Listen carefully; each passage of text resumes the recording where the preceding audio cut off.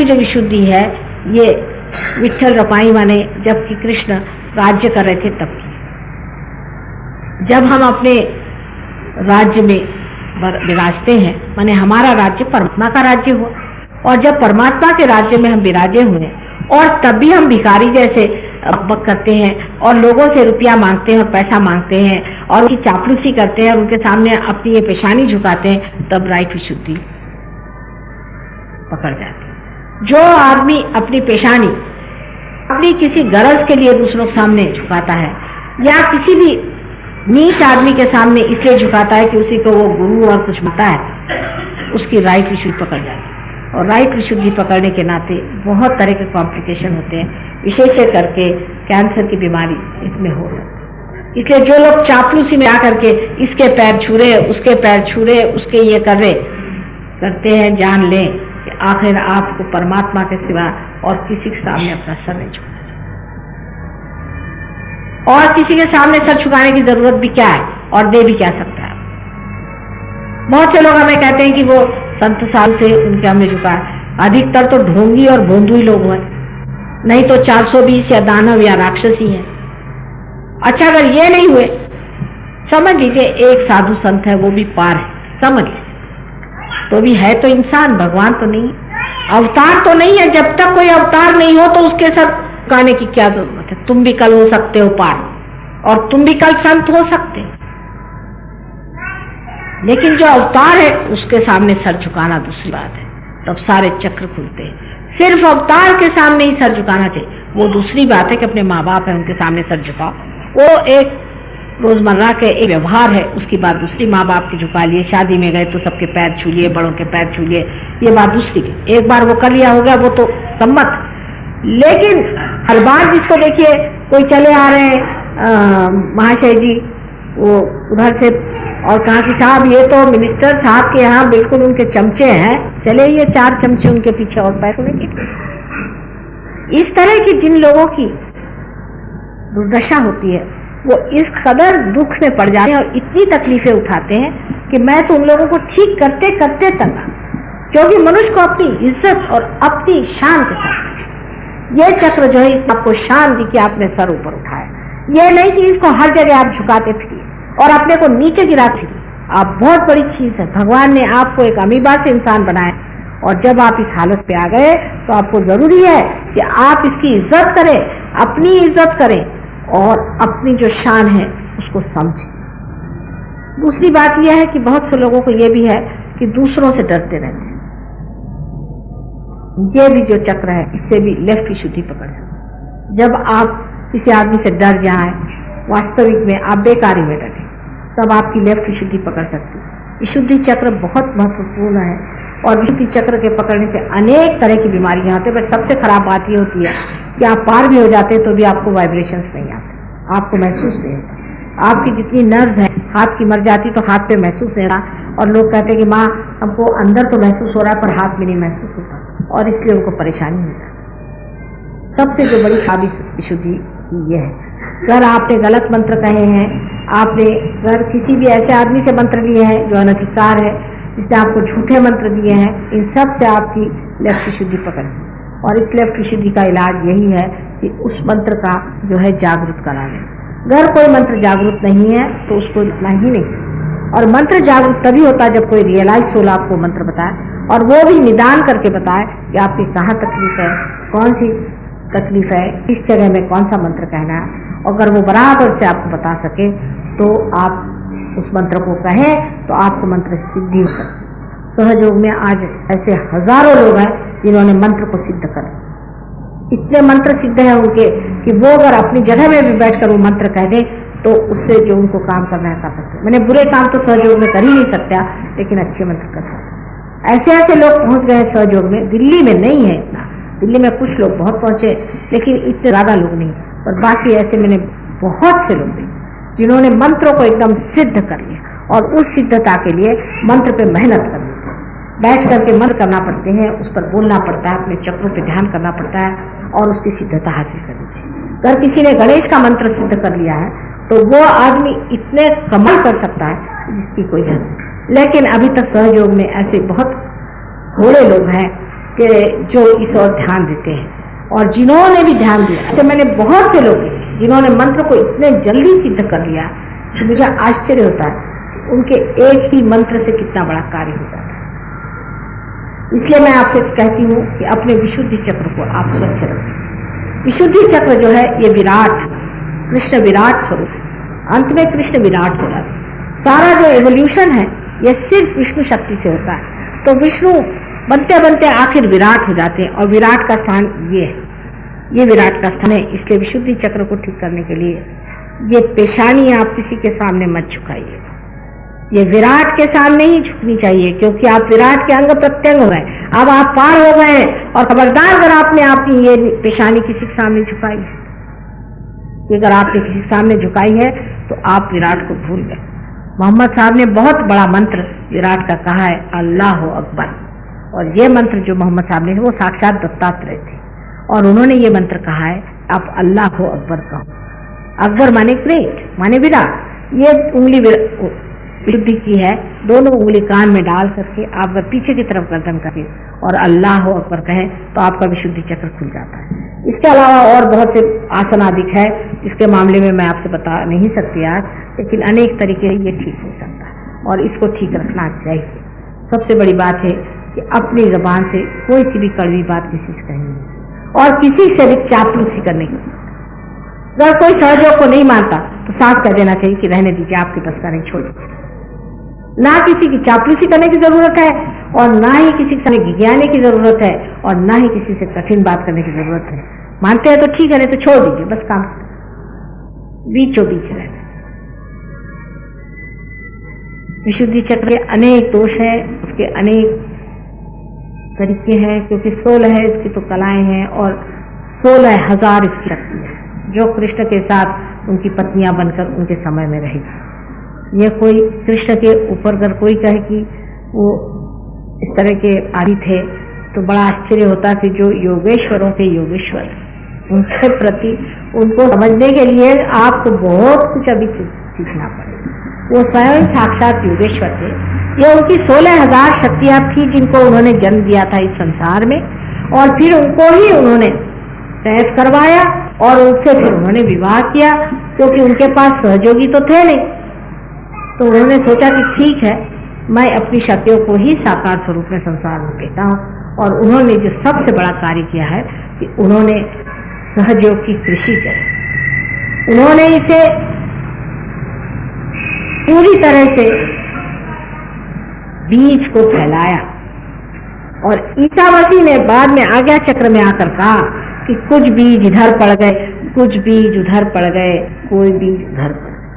जब ईसा मसीह अपने बाप की बात करते हैं तो वो दूसरा तीसरा कोई नहीं है, वो कृष्ण ही है। कृष्ण ही उनके पिता। जब भी ईसा मसीह की उंगलियां देखे तो ये 2 उंगलियां हैं, ये उंगली विष्णु की है और ये कृष्ण की उंगली है। हमेशा आप उन्होंने अपने बाप की बात की। इसके लिए आप कर पढ़ते हो तो देवी भागवत पढ़े, जिसमें महाविष्णु का वर्णन है जो राधा जी का पुत्र बनाया हुआ था और बिल्कुल वही चीज ईसा मसीह, उनके 2 हिस्से थे, एक हिस्सा श्री गणेश और एक हिस्सा मसीह। आगे चल करके एकादश रुद्र में यही जो बड़ी भारी शक्ति है, ये ओम की शक्ति है, इसीलिए वो मरे नहीं, उनका रिजरेक्शन हो गया। ये साक्षात प्रणव था जो कि संसार में आया और इस संसार से उठ के चला। यह साक्षात गणेश था जो इस संसार में आया और इसीलिए उसको कोई चीज मान नहीं सकी। ये एक ही अवतार ऐसा परमात्मा ने भेजा था कि जो साक्षात सिर्फ प्रणव मात्र था। इनका क्रूस पे चढ़ाना जो है वो इसलिए हुआ था कि आज्ञा चक्र को उन्हें खोलना पड़ा। आज्ञा चक्र को जब मनुष्य ने अपनी बेवकूफी से उनको क्रॉस पे चढ़ा दिया तो मानो जैसे कि उन्होंने सबके लिए अपने को उस आज्ञा चक्र से निकाल दिया और उनका जो संदेश है वो क्रॉस नहीं है, उनका संदेश जो है उनका पुनरुत्थान। उन्होंने उसमें से पुनरुत्थान करके दिखाया, उन्होंने मर करके जी कर दिखाया और वही सहयोग है कि जिसमें आप भी, सभी कंसेप्शन जो है इमैक्युलेट है, यानी आप भी जो माँ के हृदय गर्भ में आप आते हैं और वहां से माँ आपको ब्रह्मरंध्र से पैदा करती है। आप पहले हैं वो मर जाते हैं और एक नए हो जाते हैं। ये ईसा मसीह सबसे पहले इन्होंने ये करके दिखाया। वो सबसे बड़ा बेटा माँ का था और वो आपका सबसे बड़ा भाई था, इसलिए ये सबसे पहले इतना बड़ा काम करके दिखाया और आज उसी बूते पर आप लोग भी कर रहे हैं। जो भी इनकारनेशन आते हैं वो अगुवाई करते हैं, एक स्टेप फॉरवर्ड जो होता है वो अगुवाई करते हैं और उन्होंने ये बड़ा भारी महान कार्य करा। और आज्ञा चक्र पे जो आदमी पार हो गया है वो जानता है कि हमारा मंत्र उस पे सहयोग में लॉर्ड्स प्रेयर है। लॉर्ड्स प्रेयर पे आज्ञा चक्र एकदम छूट जाता है, क्योंकि उसने कहा है जैसे हम अपने अपराधों की क्षमा करते हैं, अपराध जिन्होंने हमारे खिलाफ किए उनकी क्षमा करते हैं, उसी प्रकार हे प्रभु तुम हमारे अपराधों की क्षमा करो। यही मंत्र आज्ञा चक्र का है। आपको आश्चर्य हुआ और बहुत बार मैं आपसे कहती कि माफ कर दो, माफ कर दो, माफ कर दो, क्योंकि आपका आज्ञा पकड़ा है। अहंकार और प्रति अहंकार दोनों के बीच इनका स्थान है, जहां पर पिट्यूटरी और पीनियल बॉडी इन दोनों को संभालती है। उसके बीचों बीच एक बड़ा सूक्ष्म स्थान आज्ञा का है और ये दोनों इस काम करते हैं और दोनों को ये संभालते चलन वलन करते। शुरुआत तो दोनों की विशुद्धि चक्र से होती है, पर इनका चलन वलन और संभालना और स्टीयरिंग जो है वो आज्ञा चक्र से होता है, जिस पर साक्षात महागणेश और महाभैरव बैठे हुए हैं। और जो सामने की तरफ यहाँ आज्ञा चक्र पे ये जो यहाँ पर ये ईसा मसीह का स्थान है। ईसा मसीह महाविष्णु है और उनके लिए कृष्ण ने कहा था कि मुझे जो जो चीज संसार में लोग अर्पण करेंगे उसमें से 16वां हिस्सा तुम्हारा रहेगा और तुम सारे संसार का आधार बन के आओगे और मेरे से भी ऊपर तुम्हारा स्थान रहेगा। हालांकि श्री कृष्ण का स्थान ये है विराट का, लेकिन यहाँ पर बीच में आज्ञा चक्र में दोनों जगह देखिए कि इस और इसके बीच में उन्होंने अपने बेटे को बिठाया। और राधा जी जो थी वही मेरी है, वही संसार में मेरी के रूप में आई थी और उन्होंने इस बेटे को लाया था। ये सारा खेल और नाटक इसलिए किया गया कि मनुष्य की मूर्खता वो समझ ले कि अपने अहंकार में, अपने ईगो में उन्होंने ईसा मसीह जैसे आदमी को जो कि साक्षात ब्रह्म स्वरूप थे उनको तक पहचाना। लेकिन अब ऐसा नहीं। ईसा मसीह ने कहा है कि मेरे खिलाफ चाहे आपने कुछ भी कहा हो उसकी मैं माफी कर दूं और मेरे साथ आपने कोई भी जाति की है उसकी मैं माफी कर दूं। लेकिन अगर होली घोस्ट माने आदि शक्ति के खिलाफ अगर किसी ने जरा सा भी कदम उठाया तो उसको मैं देख लूं। साफ साफ शब्दों में कहा, उसका पनिशमेंट जो है वो बहुत गहरा होगा। साफ साफ उन्होंने इन शब्दों में कह दिया है। अगर आप बाइबल पढ़े तो आप देख लें, इसका मतलब उन्होंने कह दिया कि होली घोस्ट संसार में आने वाले हैं और होली घोस्ट से ठंडी हवा आएगी, कूल ब्रीज आएगा, ये भी बाइबल में लिखा है। इसलिए ईसाई लोग मुझे जरा, मतलब हिंदुस्तान के नहीं लेकिन बाहर के, बहुत जल्दी मान जाते हैं कि ये पहचान है होली घोस्ट की, ये आदिशक्ति की पहचान। और किसी से भी ऐसी ठंडी हवा नहीं आती है जैसे कि होली घोस्ट से आती है, ये उसमें लिखा हुआ है।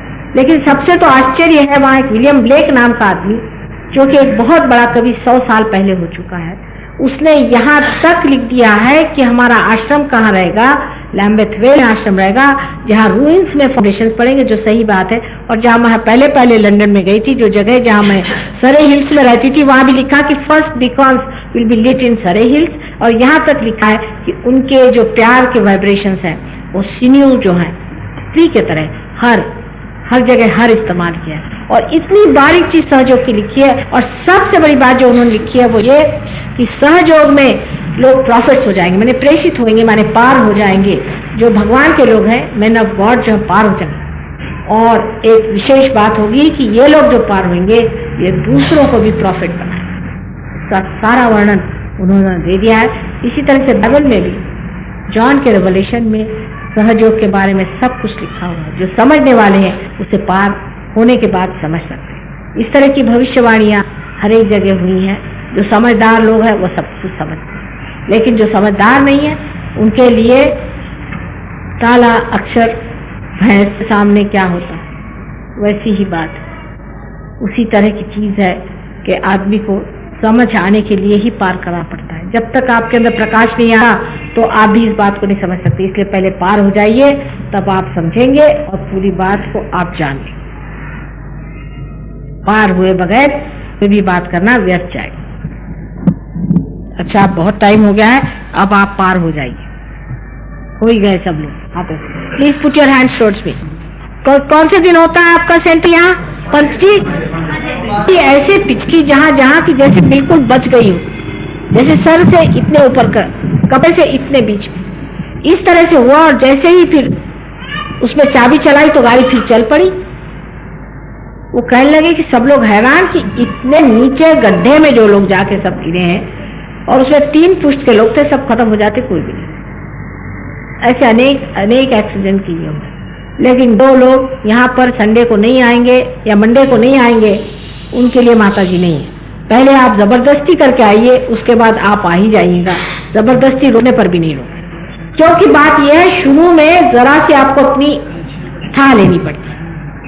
जब आप अपनी था पे रहते तो इतना मजा आता है कि और कोई बात ही नहीं अच्छी लगती।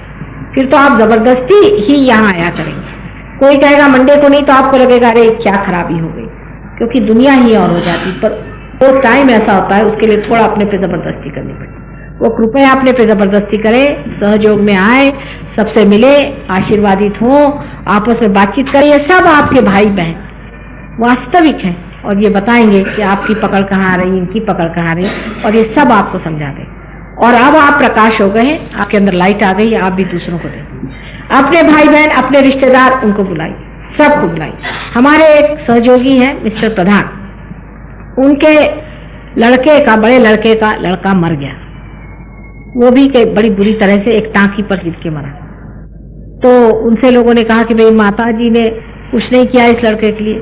तो उन्होंने कहा कि साहब, माता जी ने मेरा ठेका लिया है, इसका बाप कभी माता जी के पास नहीं गया और उस लड़का कभी नहीं गया।